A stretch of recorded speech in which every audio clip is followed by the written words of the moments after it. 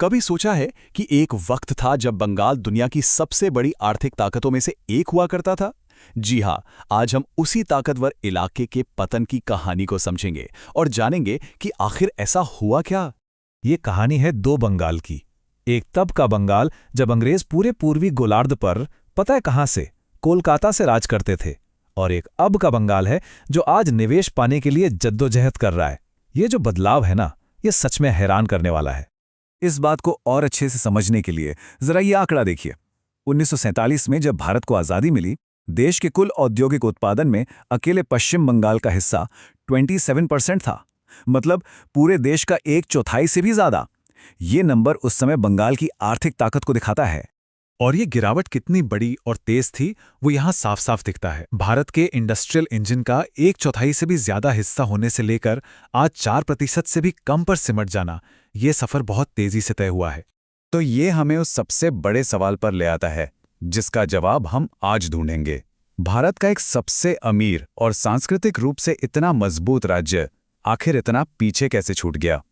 देखिए, इस पतन की कहानी की जड़ें आज़ादी के ठीक बाद लगे दो बड़े आर्थिक झटकों में हैं। यहीं से पहली दरारें पड़नी शुरू हुईं।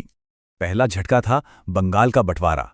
इससे हुआ ये कि जूट की मिलें तो पश्चिम बंगाल में रह गईं, लेकिन जूट उगाने वाले जो खेत थे वो उस हिस्से में चले गए जो अब पूर्वी पाकिस्तान बन गया था।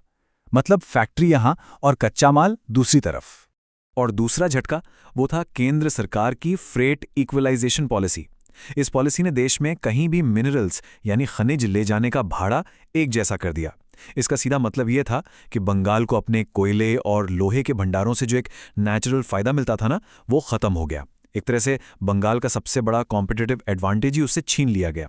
लेकिन कहानी में असली और सबसे नाटकीय मोड़ आया 1960 के दशक के आखिर में, जब एक नई राजनीतिक विचारधारा ने सत्ता संभाली और राज्य की दिशा ही बदल दी। ये वो पल था जिसने बंगाल के भविष्य पर सबसे गहरी छाप छोड़ी। 1967 में बंगाल ने अपनी पहली गैर कांग्रेसी सरकार चुनी। ये एक मिलीजुली सरकार थी जिसकी विचारधारा मजदूर समर्थक और उद्योग विरोधी थी। मतलब साफ था, सरकार मजदूरों के हक को प्राथमिकता देगी, भले ही इसके लिए उद्योगों के लिए एक मुश्किल माहौल क्यों न बनाना पड़े। और इसके नतीजे बहुत तेजी से सामने आए। सरकार के श्रम मंत्री ने तो खुले तौर पर घेराव जैसी रणनीति को बढ़ावा दिया। मतलब मजदूर मैनेजर्स को उनके ही दफ्तरों में घंटों, यहां तक कि दिनों तक बंद कर देते थे। इससे एक बहुत ही आक्रामक ट्रेड यूनियन कल्चर पैदा हुआ। इससे उद्योगों के लिए एक बेहद खराब माहौल बन गया। हुआ ये कि एक चेन रिएक्शन शुरू हो गया। सरकार ने उग्रवादी यूनियनों का साथ दिया, जिसकी वजह से हड़तालों और घेराव ने फैक्ट्रियों को ठप कर दिया।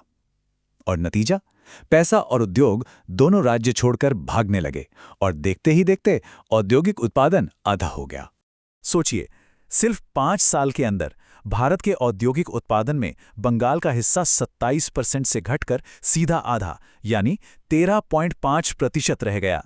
ये उस वैचारिक बदलाव का सीधा और विनाशकारी नतीजा था।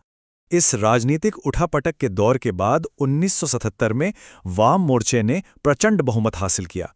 और यहीं से शुरू हुआ एक ऐसा दौर जो बंगाल के इतिहास में पहले कभी नहीं देखा गया था। पूरे 34 साल का शासन। ये बंगाल की कहानी में एक निर्णायक मोड़ था। ये टाइमलाइन दिखाती है कि ये शासन कितना लंबा चला और वो कौन सी बड़ी घटनाएं थीं जिन्होंने न सिर्फ इस दौर को एक पहचान दी, बल्कि आखिरकार इसके खत्म होने की वजह भी बनी। इस लंबे दौर की विरासत भी बहुत मिलीजुली थी। एक तरफ ऑपरेशन बरगा जैसे भूमि सुधार थे, जिनसे लाखों किसानों को जमीन मिली, तो वहीं दूसरी तरफ आर्थिक ठहराव और राजनीतिक हिंसा का कल्चर भी मजबूत हुआ। इस सिस्टम को सिंडिकेट राज के नाम से जाना जाने लगा। इसने ये पक्का किया कि पार्टी का कंट्रोल छोटे मोटे झगड़ों से लेकर बड़े बड़े कंस्ट्रक्शन प्रोजेक्ट्स तक हर चीज पर हो। पार्टी ही कानून थी, पार्टी ही सरकार। लेकिन कहते हैं ना, हर ताकतवर सिस्टम को चुनौती मिलती है, और ये चुनौती सिस्टम के अंदर से ही आई। एक ऐसी नेता के रूप में जिसने सड़कों पर वामपंथ को उसी की भाषा में जवाब दिया। ममता बनर्जी, एक सेल्फ मेड नेता। वो एक उग्र और कभी ना हारने वाली योद्धा की अपनी छवि के साथ राजनीति में आगे बढ़ीं। वो अपने विरोधियों से भिड़ने में कभी नहीं डरती थीं और इसी अंदाज ने उन्हें बंगाल के लोगों के बीच काफी लोकप्रिय बना दिया। और उनकी इस लड़ाई का प्रतीक बनी उनकी ये शक्तिशाली प्रतिज्ञा। ये कसम उन्होंने तब ली जब 1993 में एक प्रदर्शन के दौरान पुलिस ने उन्हें मुख्यमंत्री ऑफिस से जबरदस्ती खींचकर बाहर निकाल दिया था। ये सिर्फ एक बयान नहीं था, ये उनके अटूट इरादे का ऐलान बन गया। और फिर आया वो निर्णायक मोड़ जिसने बंगाल की राजनीति हमेशा के लिए बदल दी। 2006 में जब लेफ्ट सरकार ने सिंघूर और नंदीग्राम में उद्योग के लिए जबरदस्ती जमीन लेना चाहा, तो हिंसक विरोध प्रदर्शन भड़क उठे। ममता बनर्जी के लिए ये एक सुनहरा मौका था। और यहीं पे कहानी की सबसे बड़ी विडंबना सामने आती है।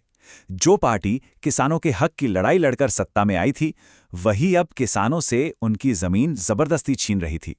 और इस मुद्दे को ममता बनर्जी ने बड़ी कुशलता से उठाया और वो किसानों की नई चैंपियन बनकर उभरी।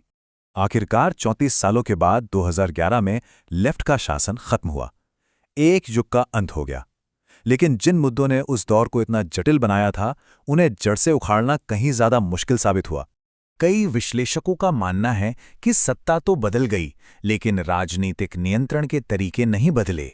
सिंडिकेट से लेकर हिंसा तक सब कुछ बस एक नए पार्टी के झंडे के नीचे जारी रहा। और ये हमें एक आखिरी लेकिन बहुत जरूरी सवाल पर छोड़ जाता है। क्या इतना शानदार इतिहास रखने वाला बंगाल कभी राजनीतिक संघर्ष के इस चक्र को तोड़कर अपनी खोई हुई शान वापस पा सकेगा? इसका जवाब तो सिर्फ वक्त ही देगा।